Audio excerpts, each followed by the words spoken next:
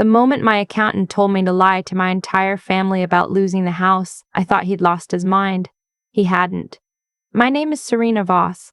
I'm 31 years old, and until 18 months ago, I was the kind of person who still believed that family meant something, that the people who watched you grow up, who held your hand through your first heartbreak, who sat at the same table every Thanksgiving for 3 decades, those people were safe. I believed that the way you believe in gravity, you don't question it, you just trust it'll hold. I was wrong, and the way I found out nearly cost me everything my late grandfather had spent a lifetime building. Let me back up. My grandfather, Raymond Voss, was the kind of man who could fix anything with his hands and say everything with a look. He grew up in Sudbury, Ontario, the son of a Finnish immigrant who arrived in Canada with $40 and a willingness to freeze. Raymond built a small contracting business in the 1970s, expanded it through the recession of the 80s, and by the time I was born, Voss Construction was a mid-size firm with steady municipal contracts across northern Ontario. He wasn't flashy. He drove the same F-150 for 12 years, but he had built something real, something that lasted. He died 2 years ago, just after my 29th birthday. Quietly, in his sleep, the way people who've lived a full life sometimes do, as if they've simply decided they're finished. He left behind a house on Ramsey Lake, a small rental property in Sudbury, and the business, which had since been sold to a larger firm for just under $2 million. That money had been sitting in a family trust he'd established years earlier, quietly accumulating with instructions I had never been allowed to see. I didn't know the full terms of the trust. My mother had always been the one who dealt with the lawyers. She handled the estate, the paperwork, the calls.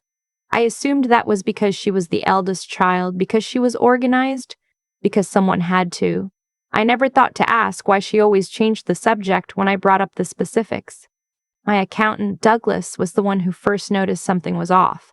I'd hired him 3 years ago to help me manage the financial side of a renovation project I was working on. I'd taken a chance on a rundown duplex in Timmins, done most of the work myself on weekends, and eventually sold it for a profit that surprised even me.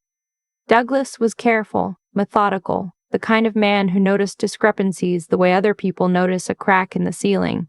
He'd also, at my grandfather's request, years before his death, been given a secondary role as an independent overseer of the trust's financial records. My grandfather never told me this directly. He just trusted Douglas to do what was right if the moment ever came. The moment came on a Tuesday evening in October when Douglas called me at 7:30 and said, in his infuriatingly calm voice, "Serena, I need you to listen carefully and not react until I've finished." He told me he'd been reviewing the trust documentation. He told me there had been a series of internal transfers, small at first, then larger, moving funds from the primary trust account into a holding account that had been opened under my uncle's name. He told me that the paperwork authorizing these transfers had been signed by my mother in her capacity as trustee, and that the signatures matched. He told me that if the pattern continued, the trust would be effectively drained within 18 months, long before I turned 35. Which was the age at which I was meant to receive my full share of the inheritance. I remember sitting very still after he finished. The kitchen tap was dripping. I'd been meaning to fix it for weeks. "What do I do?" I asked. And that's when Douglas said something I never expected. He said, "For now, tell your mother you've had a financial crisis. Tell her you've lost the Timmins property. Tell her you're in serious debt. Then watch what happens." I almost laughed. I asked him why on earth I would do that.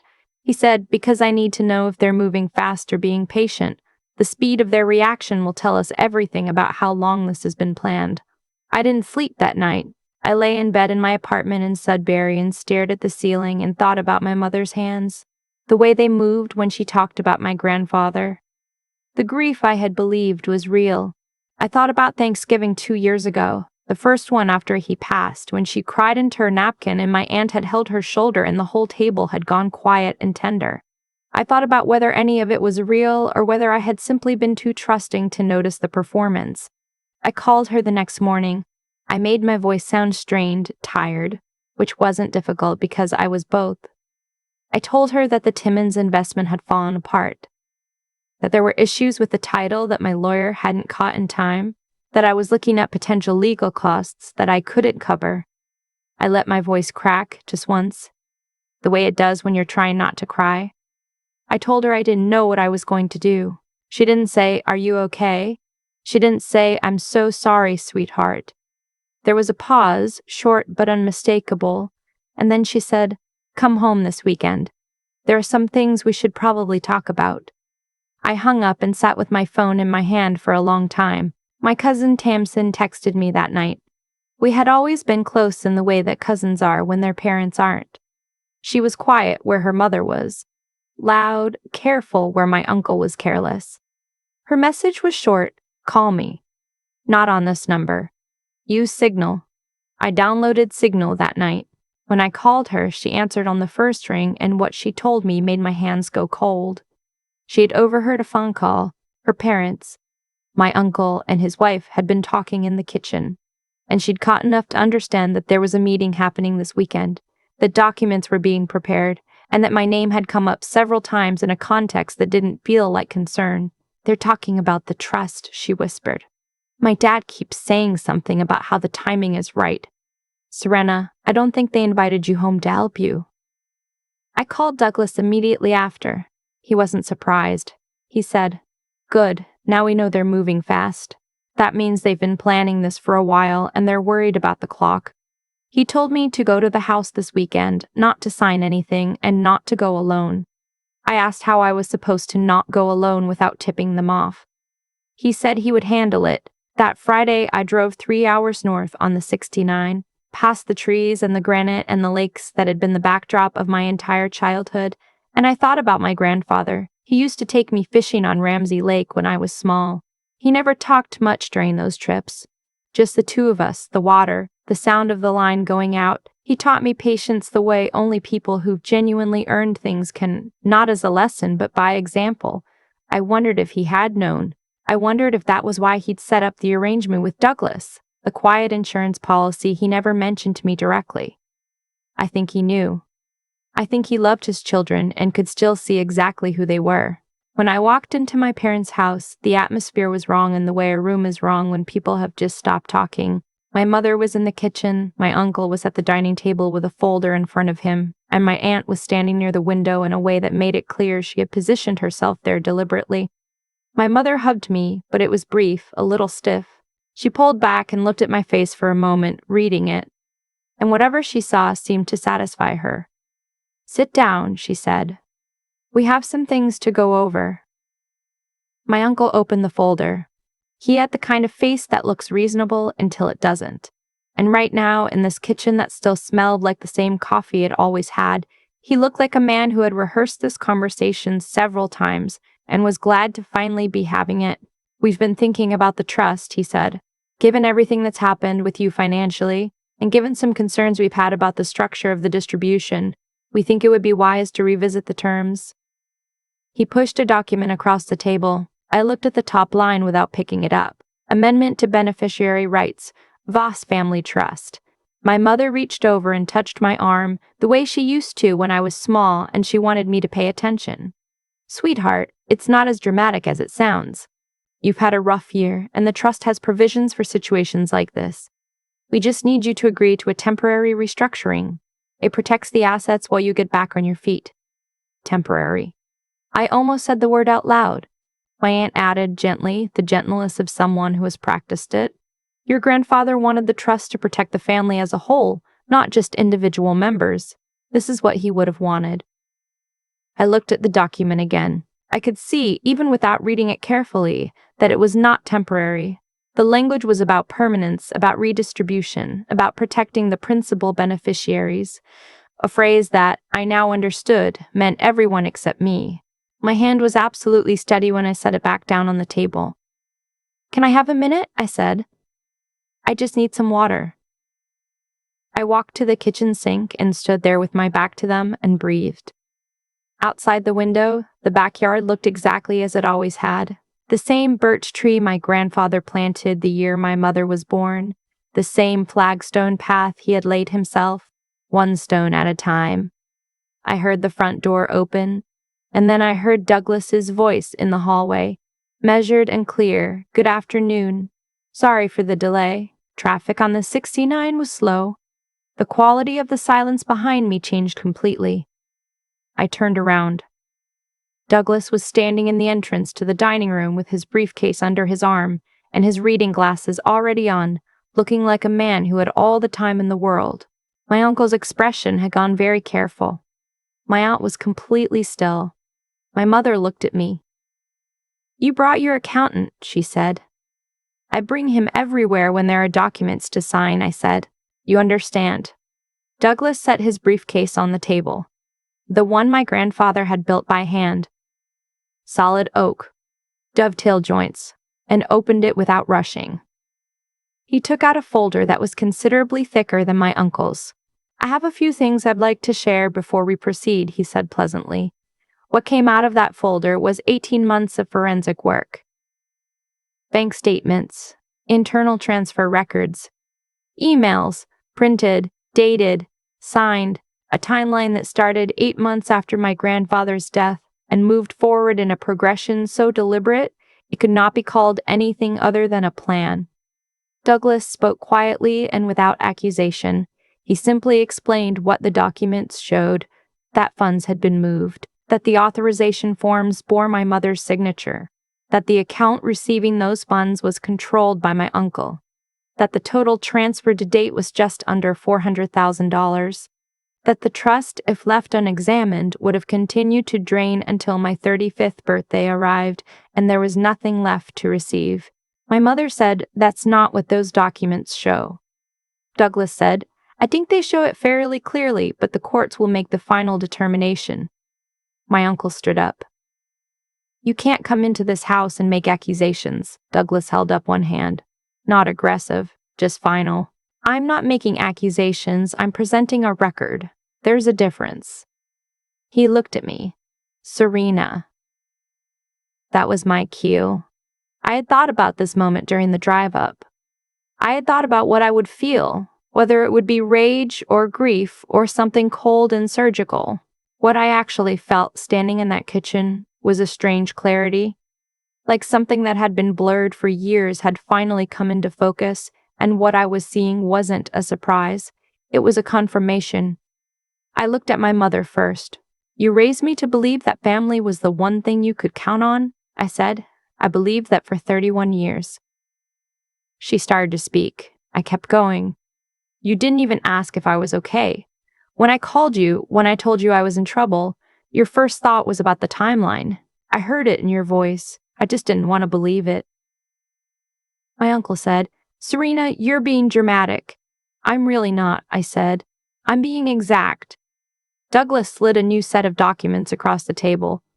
Clean edges, precise language, the kind of paperwork that has no room for interpretation. "These are two things," he said. "The first is a formal notice of trustee removal, citing breach of fiduciary duty, with supporting documentation. The second is a legal filing triggering a full audit of all trust-related accounts for the past 2 years. If you'd like to contest either, you're welcome to, but I should mention that the documentation we've compiled has already been shared with a second copy, held in escrow, so there's no version of this where it disappears." My aunt sat down slowly, like the air had been taken out of her. My uncle looked at my mother. Something passed between them, and for a moment I saw them as they actually were, not the adults who had authority over me by virtue of being older, not the family I had deferred to my entire life, but two people who had made a calculated decision and were now watching it collapse. My mother turned to me and her voice dropped into something quieter, something that might have been genuine. "We were trying to keep the family assets together. You've never been stable with money, Serena. You know that. The duplex was a risk. The duplex returned 42%, I said. Douglas has those numbers too." She stopped. My uncle tried a different approach. He crossed his arms and said that if I pursued this, the family would never recover, that my grandfather would not have wanted this. That money was not worth destroying 30 years of relationship over. I let him finish. Then I said, "You're right, that money isn't worth destroying a family over, so I want to understand why you did it." He didn't have an answer for that. My aunt made one final attempt. She looked at me with something that had the shape of tenderness and said, "We watched you grow up. We were there for everything. You can't throw that away." I looked at her for a moment. "I'm not throwing anything away," I said. "I'm just being honest about what it actually was." They signed the removal documents that afternoon, not without argument. There was a stretch of about 40 minutes that I will not describe in detail because it was not the kind of thing I want to remember. The specific sound of people who have been caught still trying to negotiate from a position of zero leverage. But eventually, with Douglas sitting perfectly still across from them and the full documentation spread across my grandfather's oak table, they signed. I stepped outside afterward. The backyard was cold, that particular Northern Ontario cold that comes in October like it means it, and the birch tree had gone yellow at the edges. I stood on the flagstone path and breathed. Douglas came out a few minutes later and stood beside me.